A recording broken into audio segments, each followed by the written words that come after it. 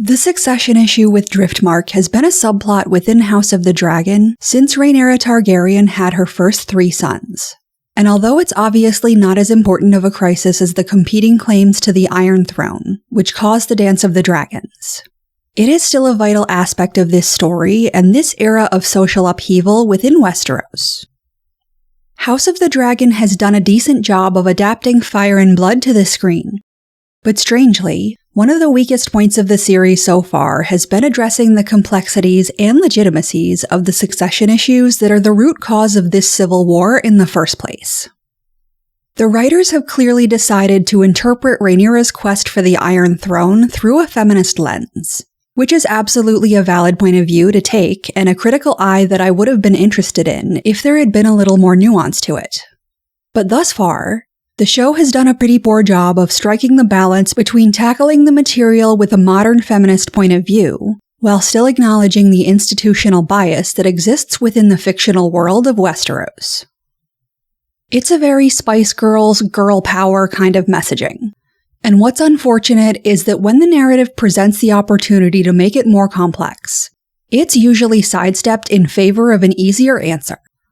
And few things exemplify that issue more than Baela's refusal to become Corlys's heir to Driftmark.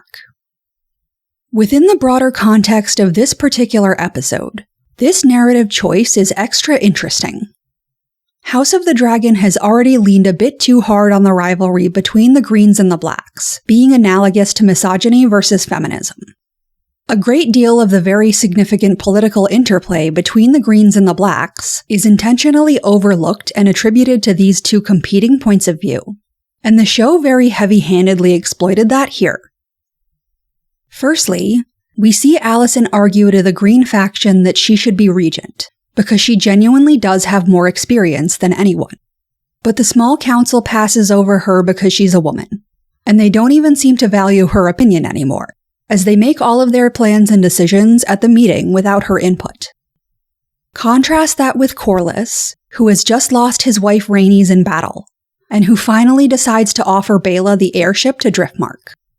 Without even a second of consideration, Baela refuses, because she is Fire and Blood, and the Lord or Lady of the Tides must be Salt and Sea.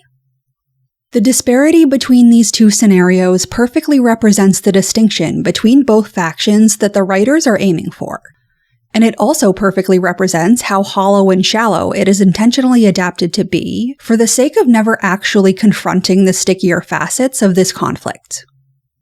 The show's writers are aware of how this entire story has to go, and they are aware that there are certain major beats to be hit.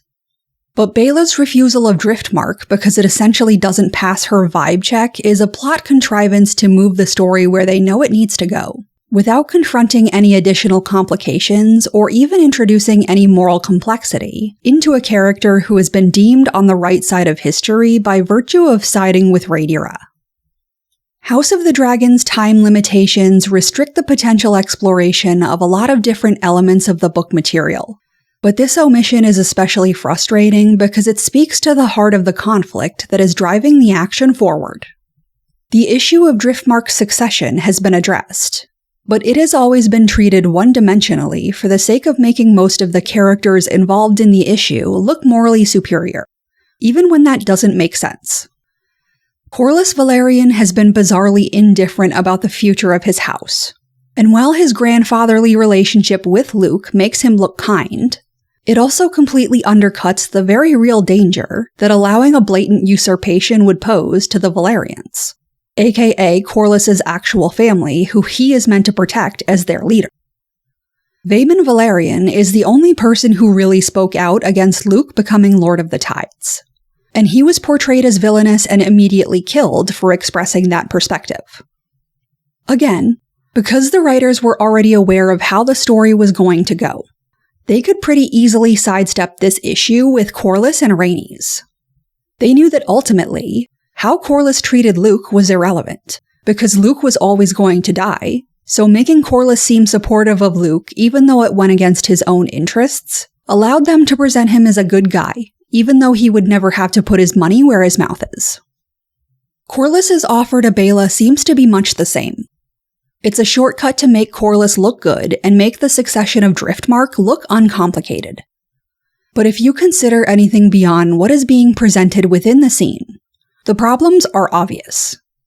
Firstly, I know I'm a broken record at this point, but House of the Dragon and even Game of Thrones' presentation of succession in Westeros is strange and misleading. Something as powerful as a lordship or the Iron Throne itself can't just be offered up by the person currently occupying the seat. This is something that House of the Dragon at least slightly acknowledged at the start of the series, when Jaehaerys called the Great Council rather than just saying, "Hey, are you interested in ruling Westeros?" to his favored candidate. Established precedents have a huge impact, and someone in a position of power wanting that power to go to someone else doesn't go very far. A perfect example of this is demonstrated with Sansa Stark's marriage to Ramsay Bolton in Game of Thrones. Because even if House Bolton are the declared Wardens of the North according to the Crown, Sansa legitimizes their rule more than the commands of the Iron Throne ever could. So yes, Baela certainly has a claim to Driftmark. But the idea that Corlys could on a whim decide that she should be his heir is just not an accurate representation of how this world works. And it of course once again presents Rhaenyra's declared inheritance as a social norm that can't be reasonably challenged, when that's not the case. But what's obviously worse here is that Baela's immediate refusal is an incredibly convenient and completely nonsensical choice. And it feels like it was inserted into the narrative to explain away the Driftmark succession problem in a single scene, while still making it seem like social progress is something that Corlys cares about specifically. First, it presents Corlys like a ridiculously devoted husband whose every move was in service of his wife. Yes, he and Rhaenys definitely had a better relationship than most. But let's not overlook the fact that Corlys was seeking an arranged marriage for Laena when she was 12. And he has not done anything notable to fight for Baela or Rhaena's inheritances before offering Driftmark to Baela. This was in direct conflict with what Rhaenys seemingly wanted, and it doesn't exactly portray Corlys as a feminist king. But Baela's reaction to this offer is by far the most frustrating, as it chooses narrative convenience over her character development. And it essentially sacrifices her logical reaction and involvement in this issue on the altar of making the Black seem like a cohesive unit whose sole focus is on getting Rhaenyra her birthright, even if that comes at the cost of their own. House of the Dragon has demonstrated the enormous power of House Velaryon and Driftmark in the past. But that is contrasted with the fact that the actual characters themselves treat the Driftwood throne as barely more than a passing thought. Corlys and Rhaenys seem to have no issues with passing Driftmark on to a non-Velaryon. They don't ever acknowledge that Baela and Rhaena's potential birthright is literally being stolen by Rhaenyra, and the succession of Driftmark is hardly even a conflict within the Black faction. And once again, Baela's reaction to potentially becoming the heir to Driftmark seems to imply that the succession of House Velaryon is basically a non-issue, as she doesn't take even a moment to think about it, nor does she inquire as to who would inherit if it's not her, which of course is absolutely absurd. House Velaryon is one of the most powerful families in Westeros during this time, and their military force is formidable. But it's even more baffling that Baela expressed zero interest in an inheritance that would only make the king more powerful than she is, because she has already been put into a position where the strength of House Velaryon would be even more valuable to her specifically. Some have pointed out that making Baela Corlys's heir would be a mistake, because she's already meant to be Jace's queen, which is a pretty fair argument. However, Jace's succession to the Iron Throne is absolutely not guaranteed at this point. So having her own extremely valuable inheritance to fall back on would put Baela in a far more secure position in an exceptionally unstable time in Westeros. If she does end up married to Jace and they end up as king and queen of the kingdoms, then being in control of Driftmark is a fantastic tool to have in their tool belt, especially since Jace's inheritance will always be up for a potential challenge. Most houses or even factions couldn't stand up against the Velaryon navy, so being in control of it would be an incredible safeguard for Baela. But if Baela doesn't end up married to Jace, Control over House Valerian would obviously still put her in a position of serious power and would at least give her a massive bargaining chip if she needed to arrange another marriage. Clearly, that would also be a dangerous scenario to be in, but it's still better to have the power in her own hands rather than someone else's. However, that's what makes Baela's immediate refusal even more bizarre. Maybe she assumed that Rhaena would be offered the position after her. But she doesn't actually ask, which is a pretty big deal and again is completely nonsensical from the perspective of her character. The Blacks are at war with the Greens, House Valerian are Rhaenyra's strongest ally, and as Rhaenys' death demonstrated, there is actually a very significant chance that Corlys will die sooner rather than later. The only other current and obvious options for a potential heir are Rhaena, who is leagues away, and Joffrey, who is a little kid. Both of them are plainly not in a position to manage Driftmark at the moment, and neither of them have been acknowledged or chosen as potential heirs by any Valerians besides Corlys either. The Valerians' devotion to Rhaenyra's cause is pretty confusing on its own, but the fact that they're all being so blasé about their own looming succession crisis, while fighting a war over a succession crisis, is even weirder. Because even if Rhaenyra is the focal point of their goals for some odd reason, it should be obvious to everyone that having another unclear succession that opens the door to someone inheriting who either can't control Driftmark, or who outright isn't on Rhaenyra's side, could create enormous chaos and get them all killed. This seems like yet another attempt to make the Blacks seem morally unambiguous at the expense of Baela, and likely Rhaena's, characterization, because it paints the situation as if Baela wasn't disinherited, but rather chose not to inherit. Therefore, the fact that Rhaenyra was outright stealing their birthrights for her own sons, who are not Valerians, doesn't really matter, because they never cared anyway.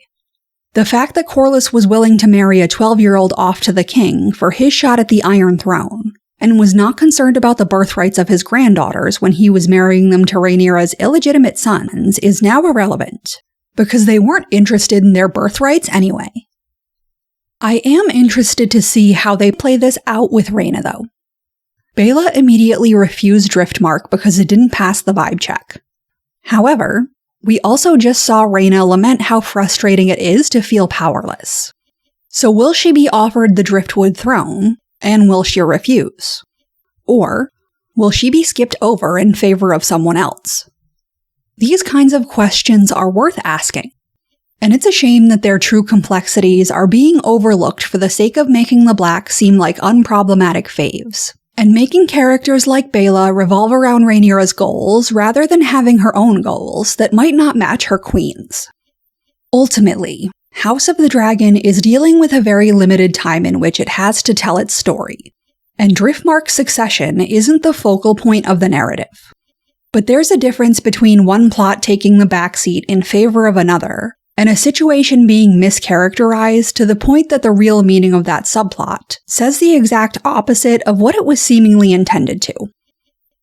House Valerian's future may not be what matters most in the Dance of the Dragons, but it should, at the very least, matter to the Valerians, and pretending that it doesn't truly makes them feel like supporting cast members, rather than fully formed characters in their own right.